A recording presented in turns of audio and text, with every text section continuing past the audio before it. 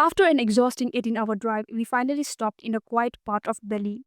Before a quaint house, Uncle Mellon, a kindly elder, stood with a middle aged couple, awaiting our arrival. Grandpa carefully helped Grandma alight while I exited, eager to move after the long ride. Uncle Mellon approached, arms outstretched in welcome. He embraced Grandpa warmly and presented Grandma with a bouquet of flowers. Welcome, he said. Thank you, Milan. That's incredibly kind, Grandma replied. My pleasure, he responded, his smile radiating genuine warmth. Uncle Milan then introduced us to the couple, Veena and Ram, our immediate neighbors who, like us, had only arrived the day before. We also have a son, Max, Veena explained with a smile, though he's out at the moment. Welcome to Belly, she said. Thank you, dear, Grandma replied warmly. I'm Lily. This is my husband Solo, and that's my grandson Robin. We appreciate the welcome. The genuine welcome was a breath of fresh air, and I couldn't help but smile. But then I looked over at Uncle Millen and saw this young girl behind him. She was just staring at me, like really staring. Not in a friendly way either, it was kind of creepy. The audacity, she didn't even flinch when I caught her staring. Who's the young lady? Grandma's voice cut through the tension. Uncle Millen wrapped an arm around her shoulder. My niece Pia. How pretty, Grandma gushed. The eldest chatter faded as I wandered ahead. Greenery stretched in every direction, dotted with sparse houses. The air was fresh, the silence deep, yet a strange gloom settled over me. The houses were old style concrete. Inside, the layout was simple. Open kitchen dining hall to the left and a large living room leading to a bedroom on the right. Uncle Mellon suggested it for Grandma and Grandpa. No stairs to worry about. I couldn't wait to see my room, so I practically flew up the stairs. It was enormous, with a wide window framing a view of our neighbor's identical house. There were two more rooms, one designated as a guest room, the other, to Grandpa's delight, a library. That evening, Uncle Millen hosted a welcome dinner, inviting everyone, including the neighbors. The dining room buzzed with three families: Uncle Millen, Pia, and Uncle Rom's family, including his son Max, a stone faced boy just dug into his food. No smile, no nothing. Like he was in a restaurant alone. The room buzzed with the elders' cheerful chatter and the clatter of plates, a stark contrast to my mounting exhaustion. I yearned for the quiet of my own bed, and finally I excused myself. As I reached for my bag by the door, I found Pia oddly close, her attention fixed on it. Can I help you with something? I asked. She jumped, her pale face suddenly ablaze, and without a word, she bolted back into the living room. I watched her disappear, a flicker of confusion clouding my weariness. That was strange, I thought, and with a shrug, I grabbed my bag and left. I went directly to my room and collapsed. The day had drained me completely. The next day, as I made my way to my new classroom, Max walked past me. I greeted him with a hopeful smile, but he shot me a dark look and kept walking. My cheeks burned with embarrassment. I glanced around, grateful for the empty corridor. No one witness to my awkward encounter. The morning's odd encounter with Max was only the beginning. The teacher announced my arrival, introducing me as the new transfer student and asking me to introduce myself. I nodded, stepped forward, and offered a wide smile to the class. Hi everyone, I am Robin. I'm really excited to be here, I said. I'm looking forward to making friends and having a great time with you all. I hope you'll welcome me. I finished with a flourish, a slightly exaggerated bow involving a bent knee, a crossed leg, and an open hand. The class erupted in laughter and applause, a welcome wave of sound. But then I saw Max, his lip curled into a sneer, exposing a flesh of his gums, and his nose wrinkled in undisguised disgust. The sheer negativity of his expression caught me off guard. I quickly composed myself and walked to my seat, trying to ignore the sting. Later, I was deep in conversation with a classmate when she surprised me by asking if we could be friends. I nearly bounced with excitement. Of course, I exclaimed, thanking her and adding, You look absolutely stunning, like a real life fairy. But, as if on cue, I caught Max's gaze from his corner of the room. He, he was wearing that same disdainful expression, a curl to his lip and a wrinkle to his nose. Surely not again, I thought, a flicker of irritation mixing with my initial joy. Determined to understand his hostility, I decided to confront him after school. He was walking down the deserted road, a solitary figure. I quickened my pace, determined to catch up. Max! I called out. He didn't break his stride. Undeterred, I called his name again, breaking into a jog to match his pace. Hey, what's your problem? Is there something wrong with me? I asked, my voice sharp with frustration. He finally stopped, rolling his eyes with exaggerated annoyance. Then he turned to face me, his lip curling into a vicious sneer. He bared his teeth, a grotesque display of animosity, as if the mere sight of me was an unbearable offense. Why do you do that? I demanded, gesturing toward his bared teeth. And what's with the constant sneer? Don't you like the school? He caught me off, his voice laced with cold age. What are you so damn happy about? What? I asked, bewildered. Why do you keep grinning like an idiot? He countered, his words dripping with contempt. What kind of question is that? Is it wrong to be happy? Yes, he spat. When you can't tell the difference between genuine joy and childish buffoonery. With that, he turned and walked away. I stood there, a knot of confusion tightening in my chest. Did I really seem immature? No one had ever accused me of such a thing. I shook off the unsettling feeling and headed home, the weight of his words lingering in the air. The living room was packed. My grandparents, Aunt Veena, Uncle Rom, and Uncle Melon were all huddled together, talking about this ritual Uncle Melon was going to do in a few days. My grandparents, total Uncle Melon's devotees. Seriously, everyone in the room kind of hung on his every word. He was always doing these rituals, for good health and positive vibes. He was a good guy. People really liked him. But here's the thing, these rituals always involved sacrificing animals, goats or chickens mostly, and that always made me seriously uneasy. After greeting everyone, I slipped away. On the staircase, I noticed Uncle Melon's niece Pia sitting alone. Hey, I smiled. She didn't respond. Shrugging, I went upstairs to my room. About half an hour later, when I came back, Pia was still there, perched on the stairs. You must be so bored, I said, want to go for a bike ride? We could kill some time while the elders are busy. I gestured towards the living room. She looked at me, a flicker of amusement in her eyes. Girls don't ride bikes, she said. What? Who told you that? I blurted out. It's boy stuff, she replied. Oh, come on, you sound like you're from the Victorian era. Let's go. I promise you'll have fun. I tried to coax her outside. She just fidgeted with her hands, then glanced nervously at her grandfather. Uncle Melon, I called out. Pia's eyes widened. Could I take Pia outside for a bit? I don't have anyone here. It will be fun, I asked. He smiled. Grandpa chimed in. Sure, take her. She's probably bored sitting there by herself. Don't mind her being quiet, Uncle Melon added. She is a bit reserved. Go have fun, children, Grandma waved us. Pia's initial amusement flickered into hesitation, but she eventually followed. I took the bike out onto the road, showing off a few basic stunts. She watched, expressionless, like a perfectly programmed robot. Then I stopped and offered her the bike. No, she said flatly. Oh, come on, it will be fun, I insisted. Taking her hand, I gently pulled her onto the seat. Before she could protest, I steadied the bike and gave it a slow push. She gripped the handlebars tightly and began to pedal. Don't let go, she murmured, her voice barely audible. Don't worry, just keep riding, I reassured her. After a few turns, I gradually released my hold, slipping away unnoticed. To my surprise, she rode smoothly. When she realized she was on her own, her eyes widened and her mouth dropped open in astonishment. A blush bloomed on her cheeks and a genuine smile lit up her usually pale face. It was a transformation. The once reserved Pia looked vibrant and youthful. For the first time, she seemed like a young girl her age. You did it! I cheered.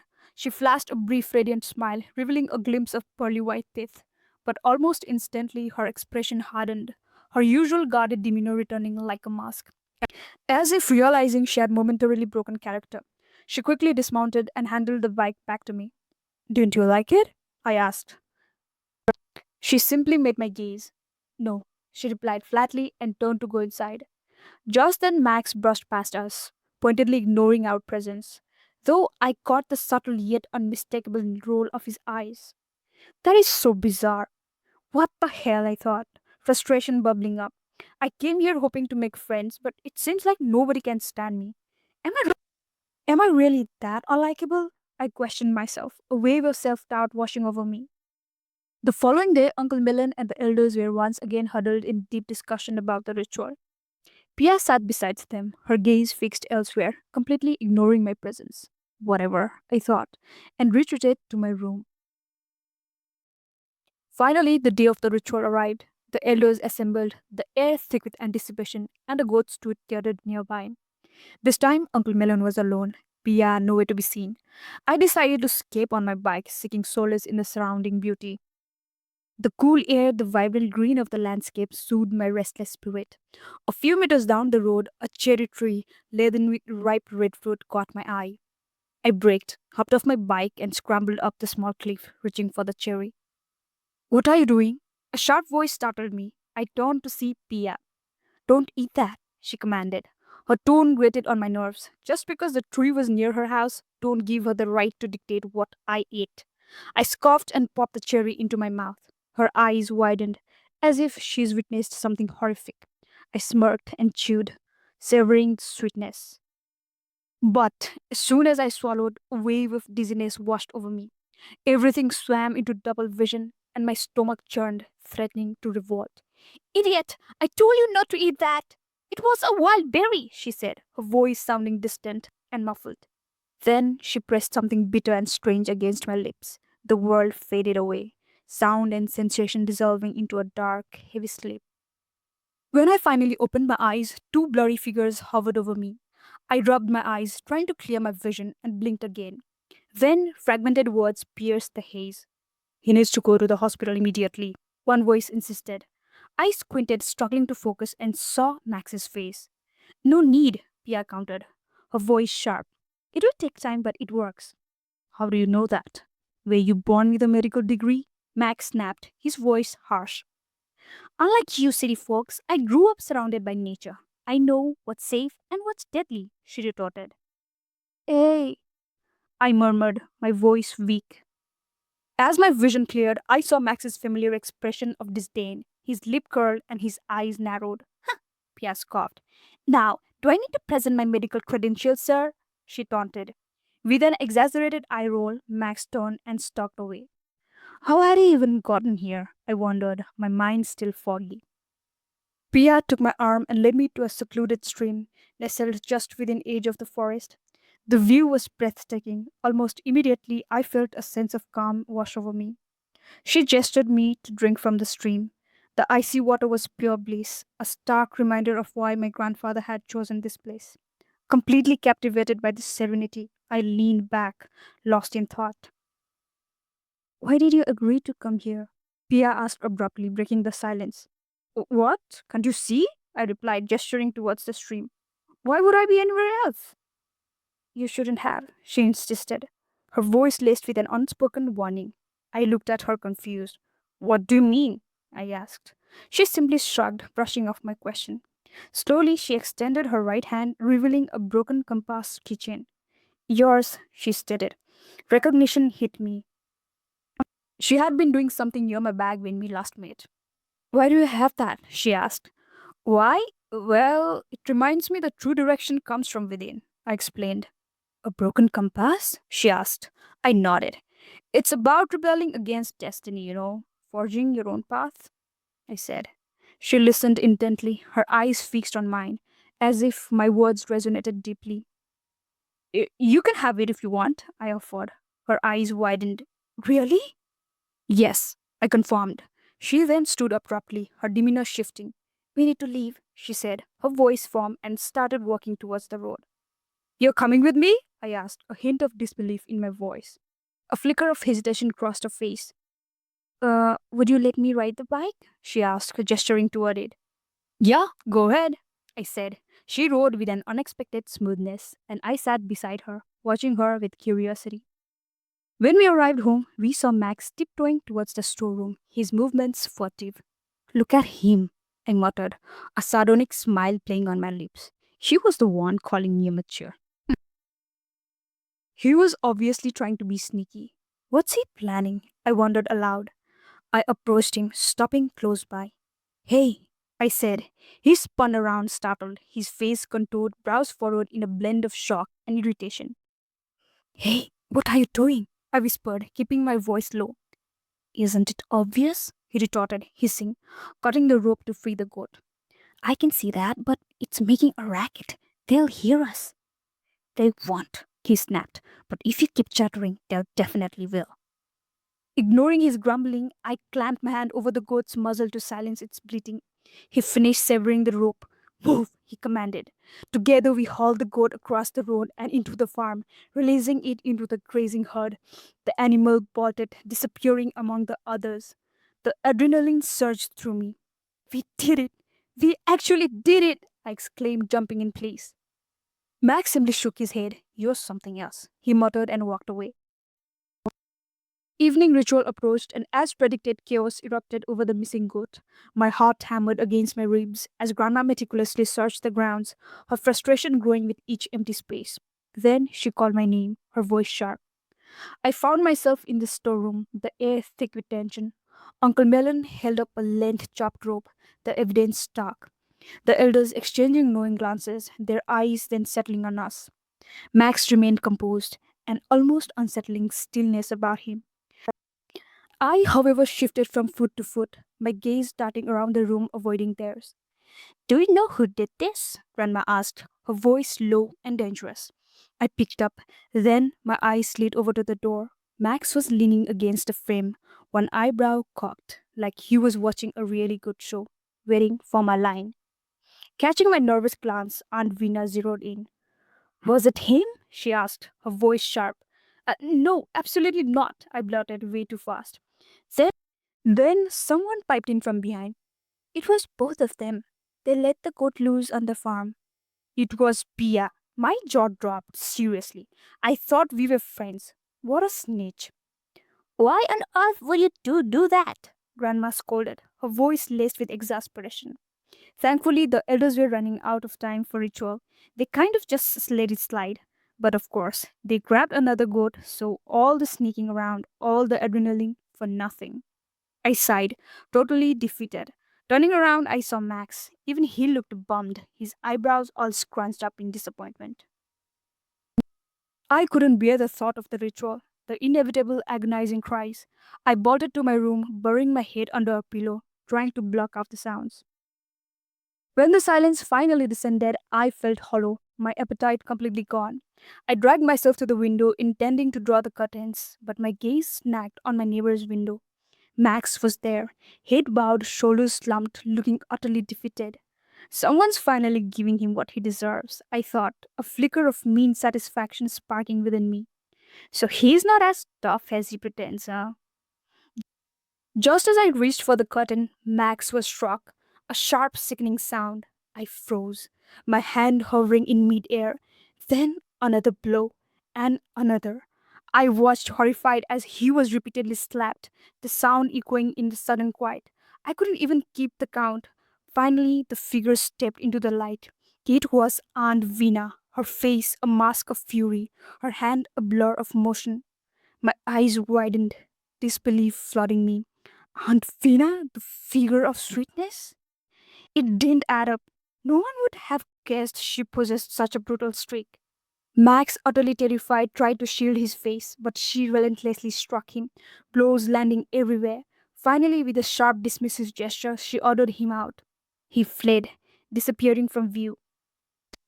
She stood there, watching his retreating figure, her expression unreadable.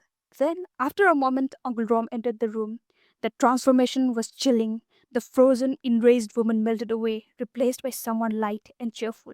She acted completely normal, as if nothing had happened. The near normalcy of all it was utterly unsettling. On my way home from school, bam, something smacked me in the back of my head. I whipped around, ready to give whoever it was a piece of my mind. It was Max strolling towards me, face totally blank. Why did you hit me? I demanded, rubbing the back of my head. He just smirked. You're the reason we got caught yesterday, he said, like it was obvious.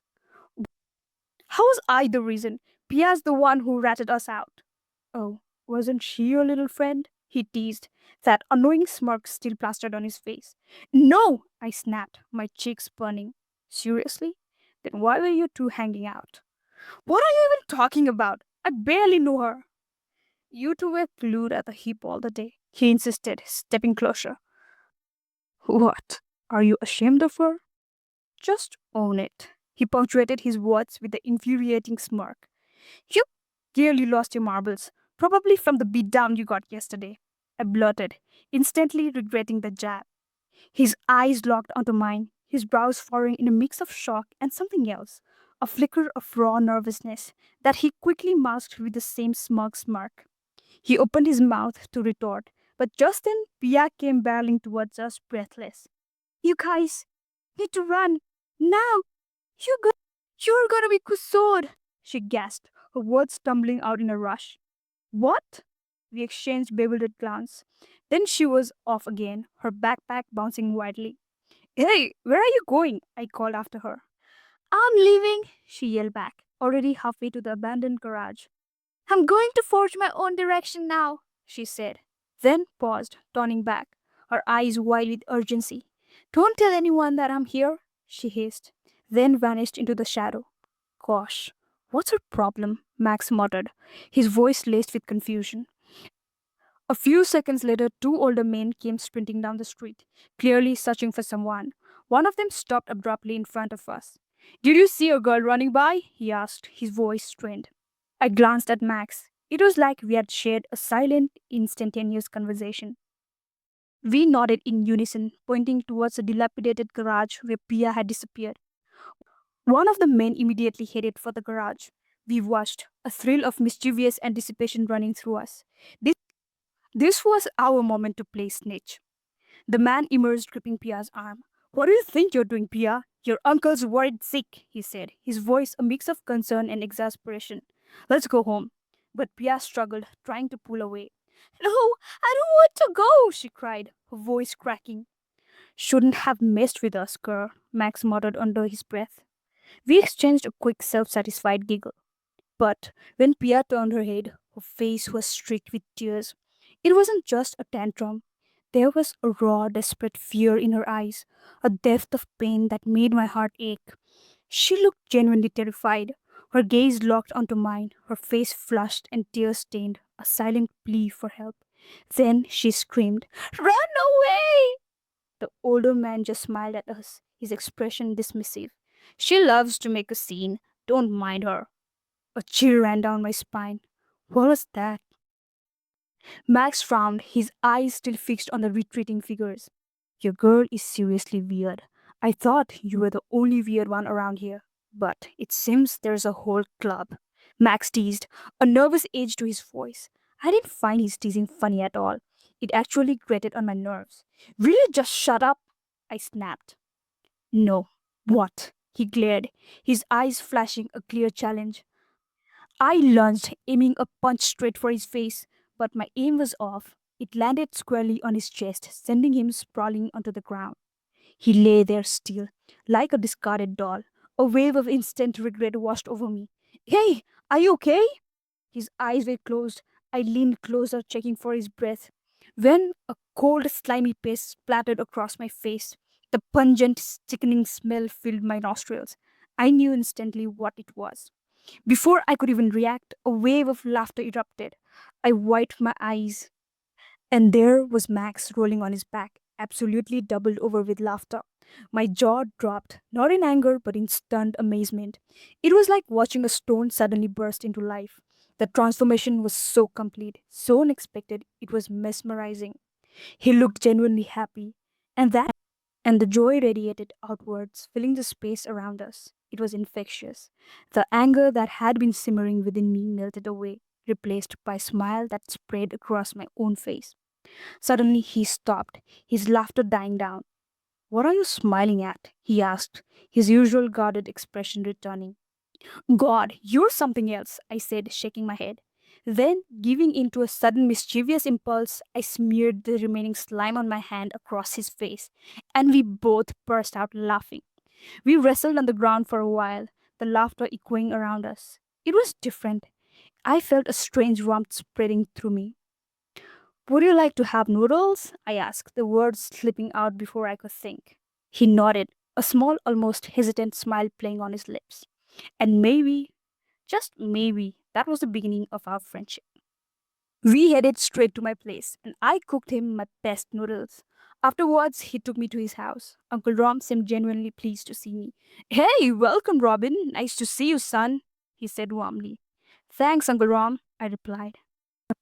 However, when my eyes landed on his mother across the room, a flicker of something unsettling passed over her face.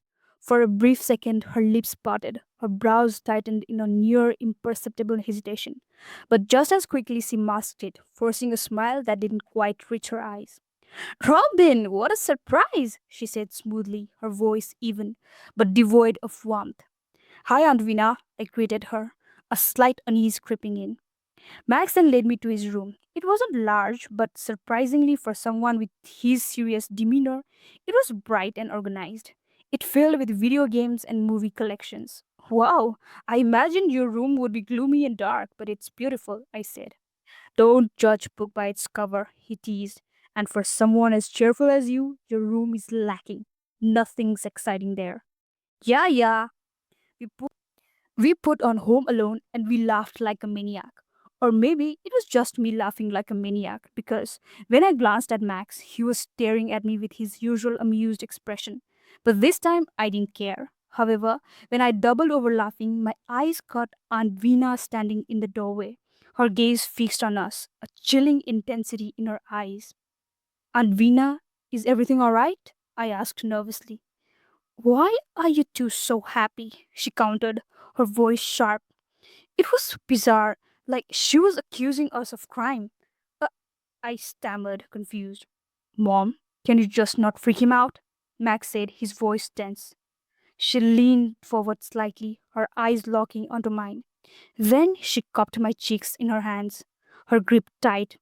Boy, you shouldn't be this happy, especially so loud. Hide your happiness, son, she said, her voice cold and sharp, her grip making my cheek ache. I blinked frozen, my mind reeling. Had I said something wrong? Was this a joke? But her face was devoid of humor. I opened my mouth then closed it, unable to speak when Uncle Rom's voice broke the tension from behind. What's going on? He asked, his tone questioning. She instantly straightened, masking her expression with a fake smile as she turned to him. Nothing, Rom. I'm just telling Robin he should visit more often. He really brightens up the place, doesn't he? Yes, he does. Now let them have fun, hun. Let's go, Uncle Rom said, and they both left, leaving me in a state of bewildered unease. I sat there, completely thrown, a knot of confusion and discomfort tightening in my stomach. Why did she act like that? And what was with that weird aversion to happiness? It was like they were allergic to it. Noticing my unease, Max finally spoke. Don't mind her, she's not always herself. I looked at him surprised, unsure how to respond, and as usual, my mouth ran away with me. She acts like a stepmom, I blurted, instantly regretting it.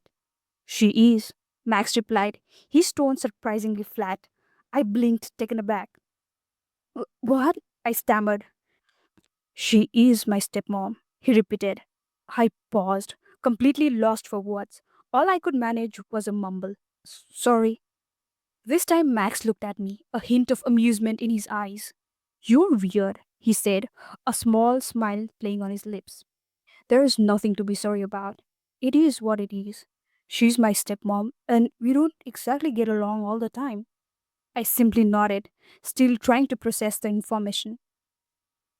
Back at home, Grandpa and Grandma were huddled in the kitchen preparing dinner. Grandpa was at the stove while Grandma sat nearby chatting away. They were laughing and teasing each other, sharing those sweet, quiet moments that always warmed my heart. I stood there for a moment just watching them, a smile spreading across my face. Finally, I pulled a chair and joined them. Oh, you're home, Grandma said, her eyes crinkling at the corners. I nodded. Yep.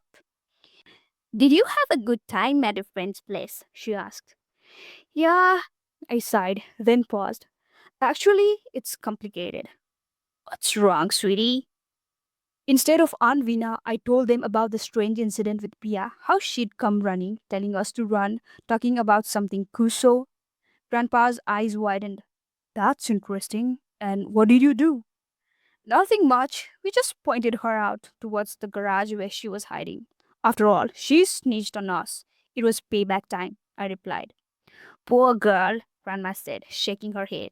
Be nice to her, all right? Meanwhile, Grandpa chuckled. All right, you two. I'm heading out to see my friend at the hospital. I'll be back later. At this hour, Grandpa? Yes, my boy. Let me go with you. No need. You stay with your grandma.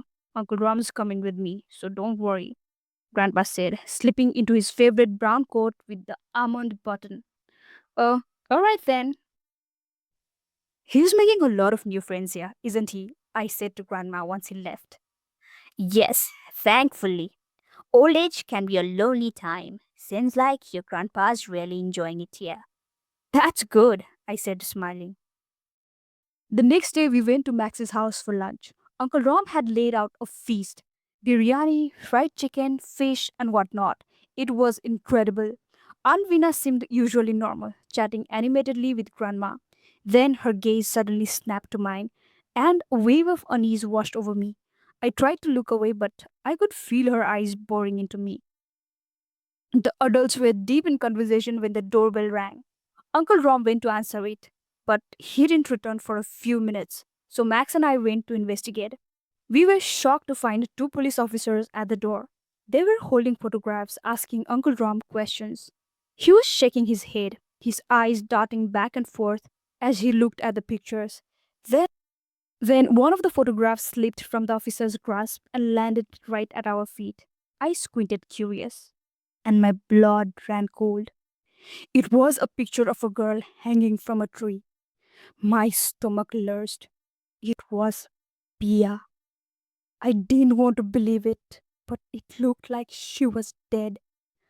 I looked at Max. His face mirrored my own horror. Uncle Rom quickly scooped up the photo and handed it back to the officer. I believe I've shared everything you need, officer. If if you don't mind, I'd like to return to my family, he said, his voice strained. The officers thanked him for his cooperation and left. Once they left, Max practically bolted towards Uncle Rom. Is she is she dead? He asked, his voice tight. Uncle Rom sighed, a heavy, weary sound. I'm afraid so. She took her own life, he said. My appetite vanished instantly. My heart pounded, a frantic, uneven rhythm. It was different knowing someone, having met them, and then this. It felt awful, a cold weight settling in my chest. Boys, what's wrong? Come and eat, Grandma said, her voice sounding distant and muffled to my ears. I was frozen, unable to move. We slowly made our way back to the table and sat down. What happened? Grandma asked, her brow furrowed with concern. The officer had terrible news. Uncle Rom replied. Mr. Mellon's niece was found dead. She committed suicide. Oh God! Grandma gasped, her hand flying to her mouth. Aunt Vina choked, a harsh, ragged sound. She clutched her chest, then abruptly stood and fled to the kitchen. Are you okay, dear? Grandma called after her, hurrying into the kitchen with Uncle Rom close behind. The air hung heavy with unease. We could hear Aunt Vina's muffled sobs, her distress echoing through the house. Uncle Ron returned after a few minutes, his expression troubled. I'm sorry, guys. She had a panic attack. She's very sensitive to news like this. I'm so sorry, dear, Grandma said, her voice filled with sympathy. Please take care of her. We should probably go now. Let us know if you need anything, okay?